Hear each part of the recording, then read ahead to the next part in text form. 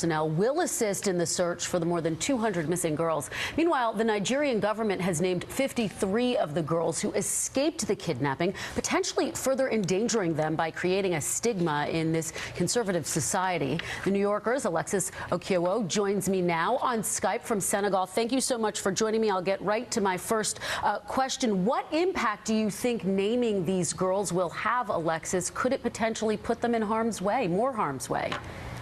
Well, I think the risk comes when the girls come back, when the girls escape or when they're rescued.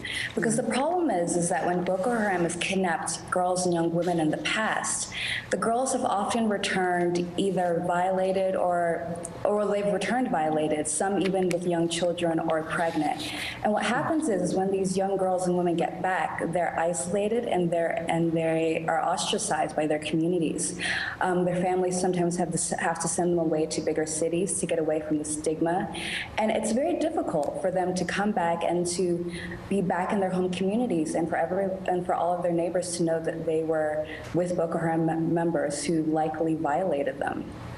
Alexis, I want to get your take on something. Our Ann Curry asked John Kerry via Twitter, the Secretary of State, do you have any confidence all or some of the girls can be found? The Secretary of State responded, too early to conclude. Team arriving, very difficult situation, determined to do everything we can to help. What do you make of that exchange? And what is the level of optimism there that these girls are actually going to be found?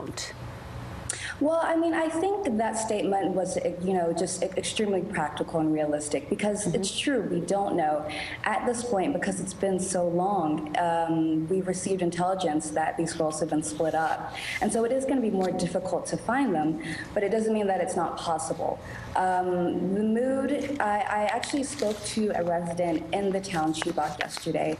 I had called him for another reason, and as we were about to hang up, he told me, the residents of the town were so happy because they had seen a few fighter jets and a helicopter flying around above the nearby forests.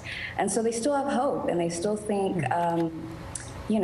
these girls are going to be rescued, and they're extremely excited by the fact that the U.S. and other countries are helping Nigeria. Well, that is encouraging to hear that they still have hope. I want to get your take on some of the latest that U.S. intelligence officials are saying. They say that these girls may have been split up into small groups. What can you tell us about that, Alexis? Well, that is something that we've heard from eyewitnesses on the ground in Nigeria. Not long after these girls were taken, parents were hearing from villagers who were seeing Boko Haram militants pass by with the girls, that these girls had been split up into smaller groups. Even some of the girls who escaped had said, from the beginning, the militants was already grouping the girls into smaller groups. So that seems extremely accurate and likely. All right, the New Yorker's Alexis Okiowo, thank you so much for your continued reporting and great work on this story. We appreciate it. Thank you.